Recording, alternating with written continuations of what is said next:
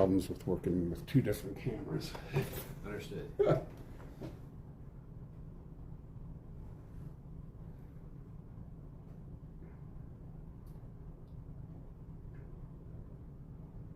Okay, I guess we'll go ahead and start. Sounds good. Why don't you go ahead and give us your name and your title here? Okay, well, my name is Mike Kassel, and I am the curator and associate director of the Cheyenne Frontier Days Old West Museum. Oh, right on. So you kind of just run the whole thing? Only when my boss isn't here. Only when your boss isn't here. For the most part, yes, I'm the associate director, so I help with many of the functions that my executive director asks me to do. And then at the same point, when she's not asking me to do those duties that help run the museum, I'm busy collecting and protecting the history of Cheyenne Frontier Days. Awesome, awesome. And you got some artifacts here with you. Yes, I do. Yeah, this is kind of fun. We have a lot of people that are interested in the history of the cowboy and the Cheyenne Frontier Days. And what we have right over here are a collection of garments that are typical for a cowboy, probably around the time period from 1900 to 1920. And so there's no particular date on any of these pieces. And so we have a cowboy hat from a gentleman by the name of Sid Myers, who is a contestant here at Cheyenne Frontier Days.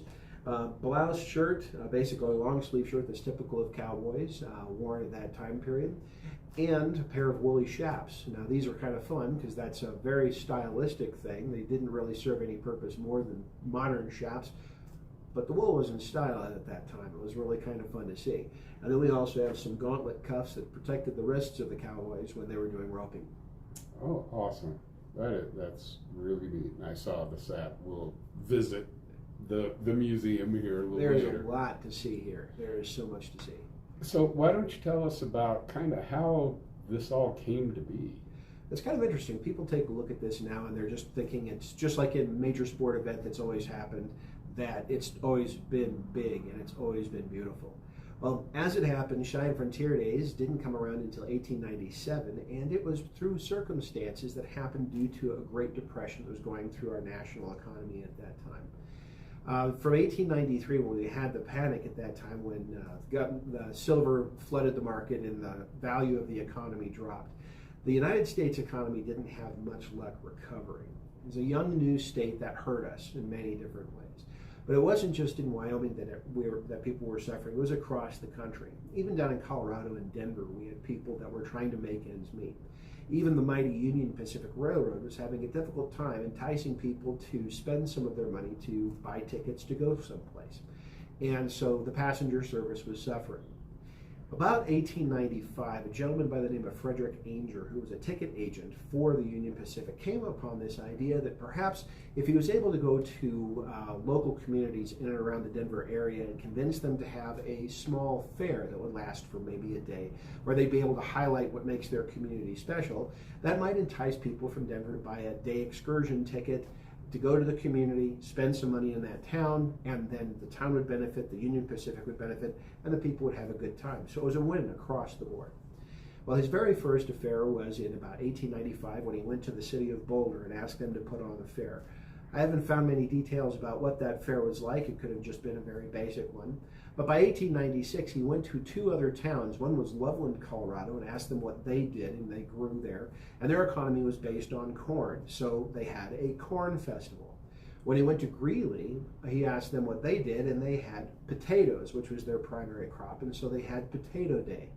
When he had that Potato Day in 1896, several businessmen from Cheyenne went down to see what this affair was like, and they had parades, they had games, they had cook-offs, contests, and festivals. Anything to do with potatoes, they would do.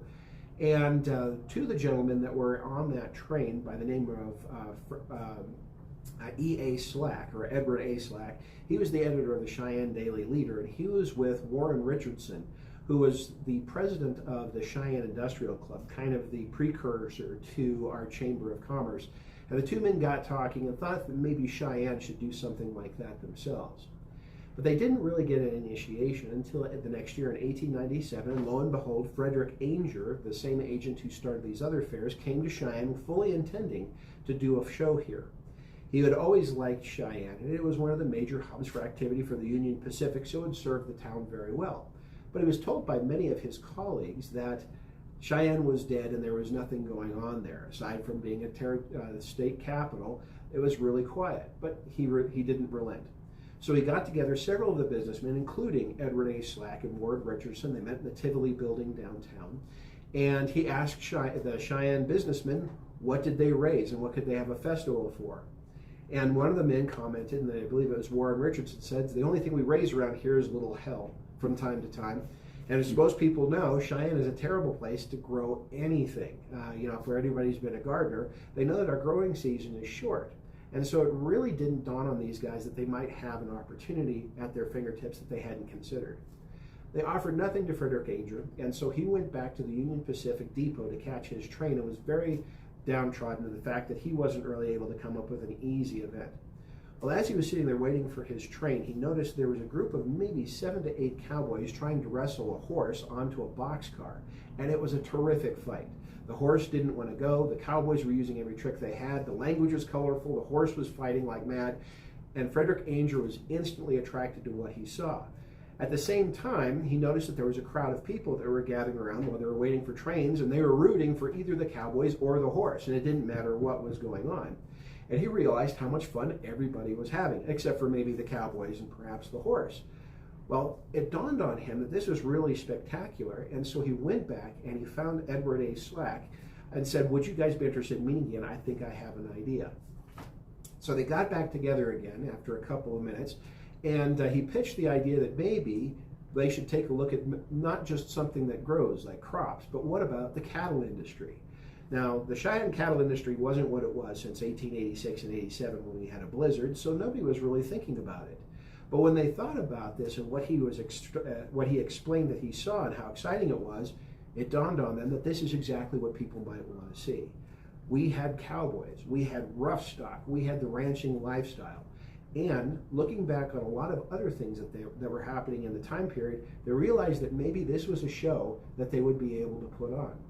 Take, for instance, the man that they were really interested in emulating was a guy by the name of Buffalo Bill Cody, who had done a Wild West show across the world since the 1870s. And so they thought, this is something that we could do, and we wouldn't even have to start bringing people in. We have everything we need right here. And so they started looking at that, and they began to say that we really can't have a good event like this until we look at what happened in Cheyenne's Old West. And I think that's kind of fascinating. People don't think that they would be thinking about the Old West in 1897, but they were. As it was, the frontier was declared closed by the United States Census, and most people thought that the West that everybody had read about in dime store novels or Buffalo Bill Cody was talking about was dead or dying by 1897.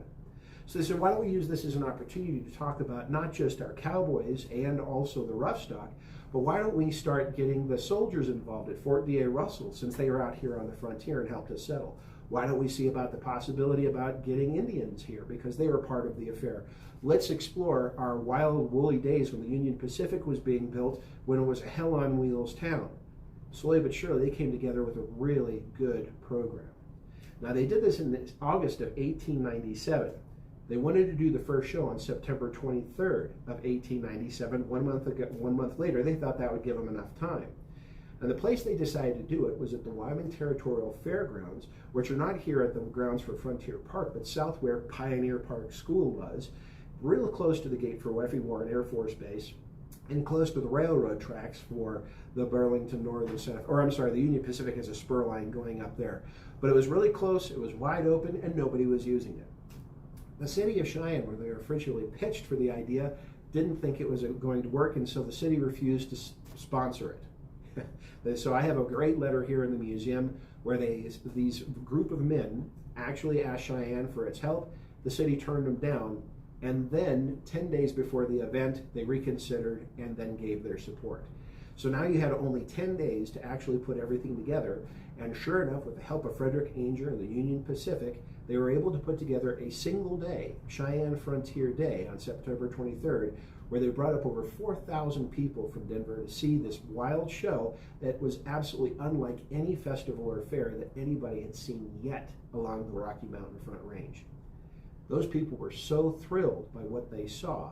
They went back home, told everybody about it, hoped that it would happen again, and then the next year, Of all things, in 1898, Buffalo Bill Cody himself was in the area with his Wild West show. He wanted to join Cheyenne Frontier Days to become a multi-day event. They'd have his show and CFD running at the same time. The show went from 4,000 people to 40,000, or to 20,000 people. I don't want to get too crazy, but went from 4,000 to 20,000 people that next year, and it just kept growing after that. So it's always been kind of big straight from the start. Right from the very start. It was something that people were hungry for. People in the United States had always been interested in the West. And when the frontier closed, they thought that all the good stories and all the wild lifestyle that they had heard about in this fantastical land that was so different from their own experience was going away.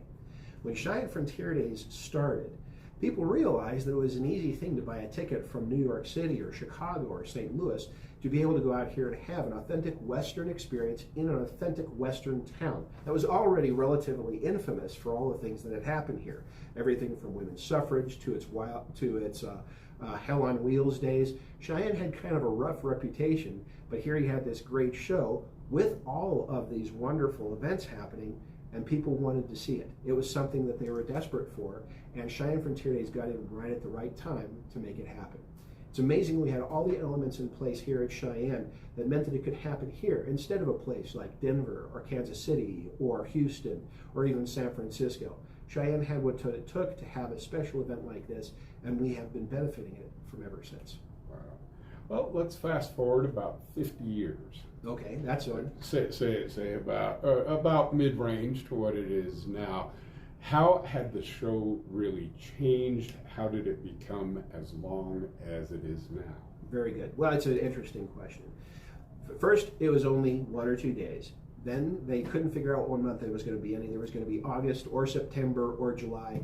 They stopped doing September when it was quite possible that the temperature could drop 40 degrees and we'd start getting snow. So August was good, but then it was also possibly too hot. So July eventually became the best time of year that Cheyenne Frontier Days basically crystallized on by 1920 is when they finally figured that out.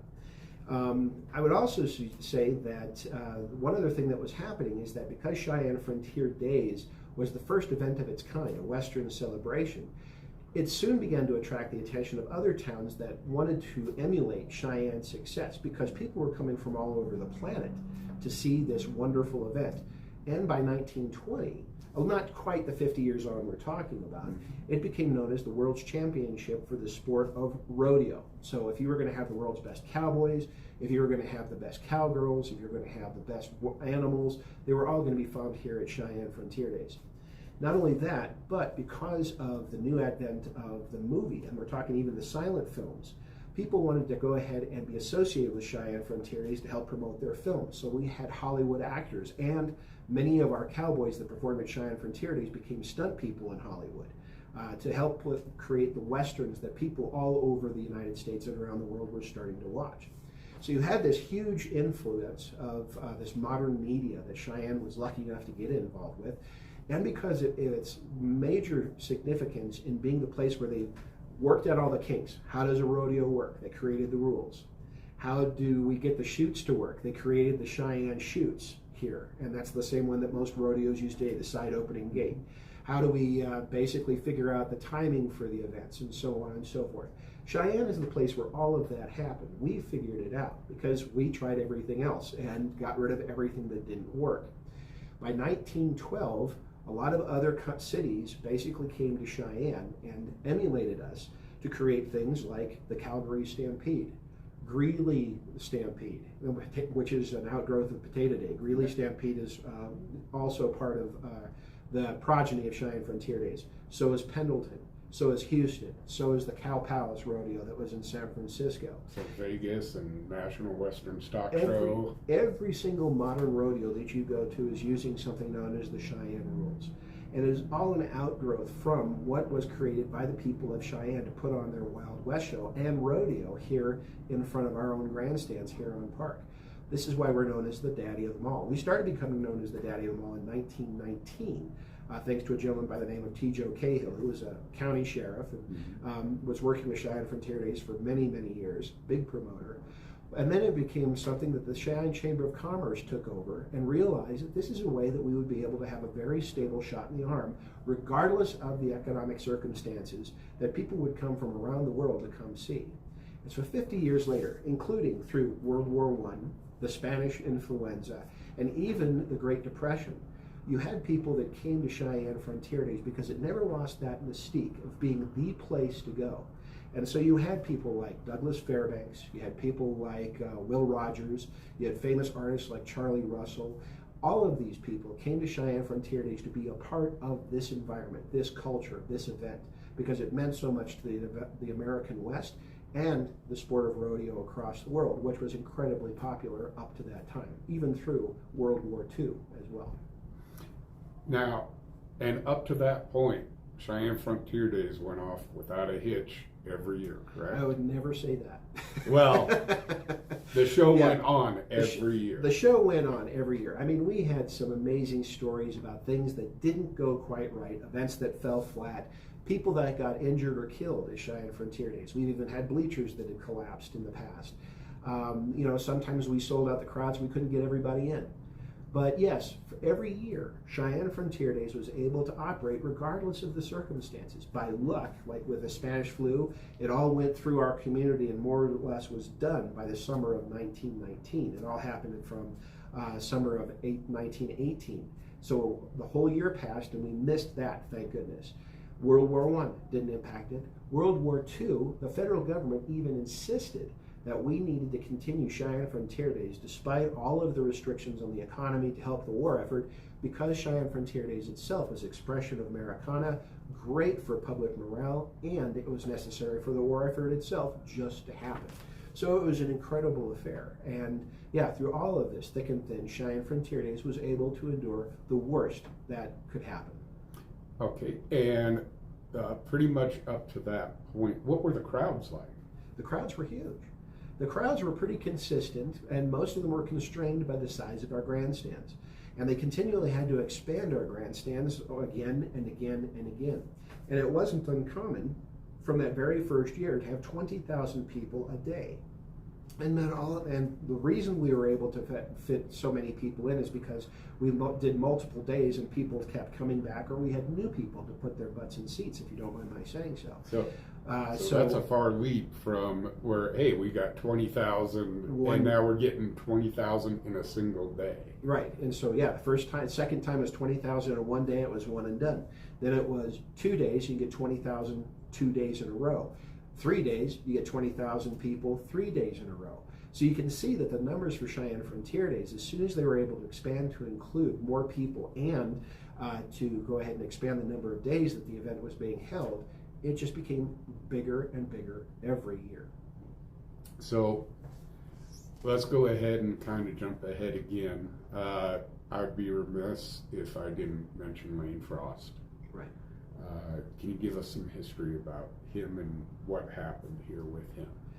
Well, Lane Frost is still a very important person within the rodeo world. I mean, he is somebody that epitomized what people would consider to be the ultimate champion for rodeo, or the ultimate champion not only in life but also in the sport that he was participating in. Now, Lane Frost got started, his family had actually come out to Cheyenne Frontier Days a couple of times. I believe his father competed here when he was a young man, and Lane Frost and many of the others.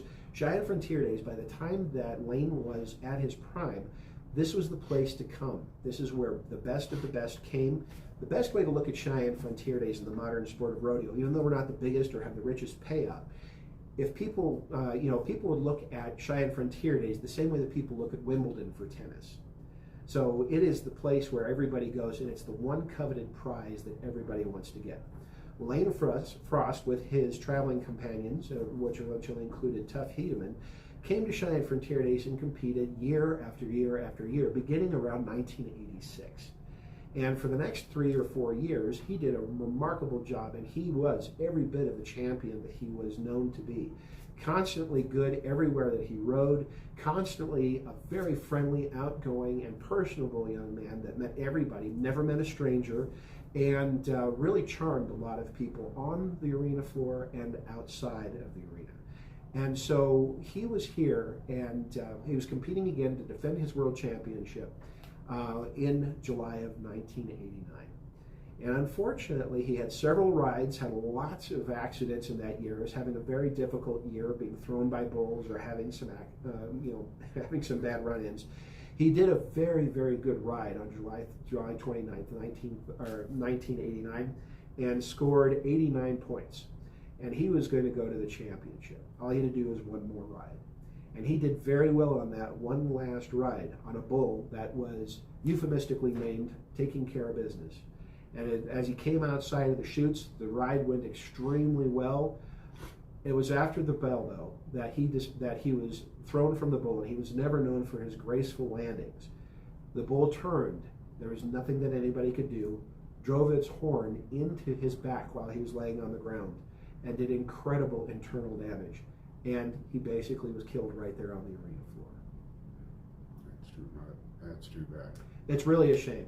It really is a shame. A lot of people that are here at Cheyenne Frontier Days remember precisely where they were. I talked to Quail Dobbs, who was our famous barrelman at that time. There was nothing he could do. I talked to the doctors on scene. They knew that Lane Frost was in serious trouble. Even though he seemed to recover and get up and walk a little bit afterwards, he fell right back down. They knew he was in very serious trouble. Now, was that before or after they started cutting the horns to the bulls? That was after. That was after. That was so after. He got nailed by the nub. Right. Oh. Well, the bull had its full horns except for the point. But still, you're talking about a 1,500 to 1,800 pound animal going at full speed, maybe 20 to 30 miles an hour, and he puts all of his weight behind that horn, which focuses all inside one person's chest. Right. I mean, there was nothing that Lane Frost could have done. There was nothing anybody could do. Were there any new safety measures put into place for that, or? Oh, absolutely.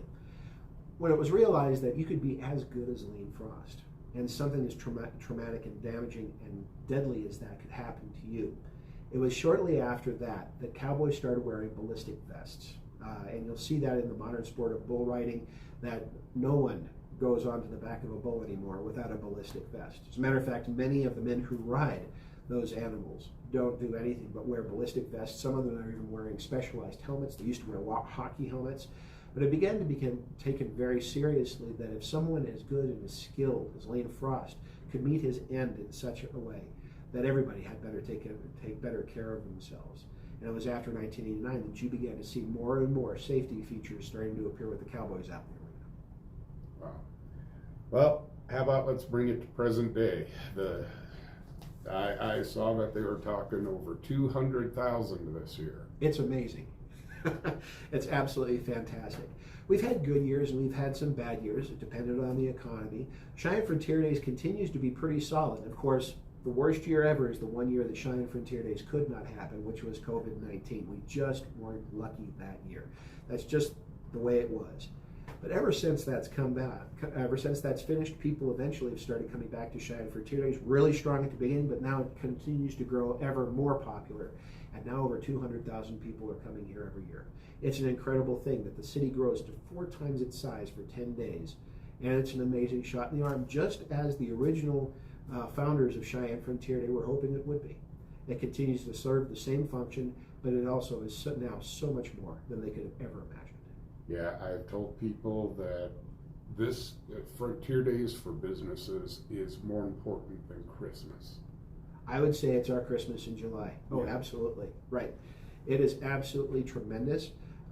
And, you know, it's now such a wonderful part of our community that Cheyenne Frontier Days and the city of Cheyenne are now inseparable from one another. It's almost inconceivable to think of one without the other. It makes an indelible impression on our community as a part of who we are now. And whether people enjoy Cheyenne Frontier Days or even if they try to avoid it, it's still impacting their lives one way or the other. And it's a very good reflection of the people of our community, and it's an excellent reflection of our state and the West. And how about the future of Frontier Days? Where do you think that's going? It's always in motion. It really is. We have a lot of stuff that's going to be happening. Now, Cheyenne Frontier Days is doing very well. Right now, rodeo is a very important part of its culture and a part of its heritage, but it's no longer the main driver of its success. What we have now, and it's been this way for a long time, we now have the night shows, which are drawing bigger crowds with bigger money than the rodeo does. And while we have people that are enthusiastic and come for the rodeo, the night show brings people that would otherwise not come to Cheyenne Frontier Days. And we have so much other things. The rodeo is fantastic. The night shows are absolutely marvelous. But then we also have the vendors and the patrons that come in to support our community that way. But then we also have the parades, the Thunderbirds. We also have places like our museum, which tries to preserve its history, and plus all the other things that all of our businesses and other people here in the community are doing to support it. This is going to be something that's going to continue for the foreseeable future, but it will change. We're going to see a lot of change. It might be that the sport of rodeo may fade away. Right now, I think that if I said that out there, they'd probably think that that's a crazy thought, especially with 200,000 people coming. And it may not. But the nice part is regardless of what happens in the future, Cheyenne has become a place where people that enjoy the American West and the American culture come to share their stories, to share an experience, and they make a new experience for themselves every time they come. And Cheyenne Frontier Days adapts to what they're looking for and will continue to do so for the foreseeable future. Well, let's really quickly touch on the museum. When was the museum built? Oh, the museum. The museum is an interesting building. It is the original dance hall pavilion built in 1956. There used to be another dance hall pavilion that was over where, if people are familiar with Frontier Park, there's an exhibition hall, 2 stories filled with vendors right now. There used to be a place there built in 1929 where they would have diamond dances when we started doing night shows here at CFD. You'd have bands that would go there, and then after every song, they would have some volunteers that would take a rope and sweep the dance floor, and you had to pay a dime to come back on and dance at the next song. Well, that proved to be really popular, but after World War II, that old original building, which was just nothing more than a pole barn, started showing some age. And so in 1956, they decided to build a much more substantial brick structure up here where the Old West Museum sits now. And it continued to be a dance hall and night show pavilion all the way up until the early 1970s, and had lots of wonderful bands, rock and roll bands like Sam the Sham, the Pharaohs. We had the Paul Revere and the Patriots. We had Chubby Checker. We had Alabama come when they were just a group trying to pick up gigs. All these people used to play. We even had President Kennedy, before he was president, pitch to the people of the state of Wyoming that they should vote for him in 1960 to be president. And he would talk to people here. So it's a storied, legendary place. It's kind of like Cheyenne's original Civic Center. But then when they built the Civic Center in 1979, or were starting to, Cheyenne Frontier Days wasn't sure what they were going to use this building for. And we had a group of women who were volunteering with the parades, known as the Wheels, that thought that this would be an excellent place to have a museum talking about the Old West, where they could do vignettes and exhibits on the Old West, show some of the history and heritage that Cheyenne Frontier Days has had, and be able to share it year-round, even when Cheyenne Frontier Days isn't happening. So this museum started in 1978. It's one of the premier places to see that marvelous parade carriage collection. When the show's over, most of those vehicles come back after Cheyenne Frontier Days and reside here for most of the year, so people can come here year-round to see those carriages. We also have a magnificent art show that's happening here during Cheyenne Frontier Days, but we have an art collection over 600 pieces that we can show people throughout the rest of the year. Plus, we have all the artifacts we've been collecting for the last 4 decades of our existence that help us talk about the history of CFD, and we're adding more every year. And what are the summer and winter hours if somebody wishes to visit? All right, after Cheyenne Frontier Days, which is kind of our only interesting blip where we go from 8 in the morning until 7 at night, the rest of the time people want to come to see us after Cheyenne Frontier Days. We're open 7 days a week, and we're open from 9 until 5 p.m. Okay, and that's year-round? And that's year-round. The only days that we are not available are on Thanksgiving, Christmas, and New Year's. Really? And the 4th of July, because for some reason when they're setting up fireworks, they don't want our building to be open to the public. Oh, I don't know why that would be an issue. Yeah, I know. So even on Cheyenne, well, that's over Frontier Days. I was going to say on Cheyenne. Oh yes, absolutely. And what's really cool about being here at Cheyenne Frontier Days is that we are the place that Cheyenne Frontier Days likes to show off. It's trophy saddles, and an occasion, and most of the time, it's trophy buckles. And we have $1 million art show that talks about, or that actually features the best artists that reflect our Western artistic heritage and capture the essence of what the West is through an artist's eyes are here every year. So, in your opinion, what is the must-see here in the museum?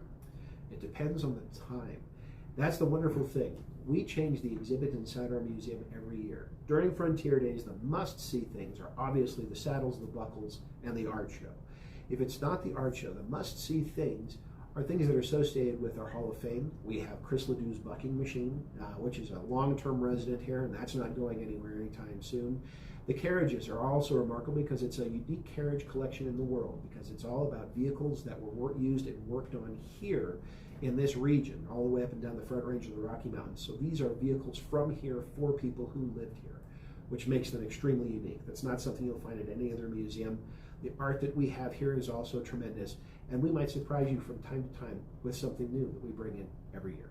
Oh, that's great. That is really awesome. Well, I think that's about all the questions I really have for you. I really do want to thank you very much for taking out your time, especially during Frontier Days here, on how crazy I appreciate it. It's kind of fun to be able to take us some moments off the side and be able to come in and talk to somebody one-on-one. It's a real pleasure. Thank you very much for inviting me to be a part of this. Thank you, sir. And you have a good one. Guys, you too. This is Mike, our curator, here at the Cheyenne Frontier Days Museum. We do really thank him very much. And for the people that are watching live, I will see you guys tonight for our regular stream. Right. Mike, yeah, thank you very much.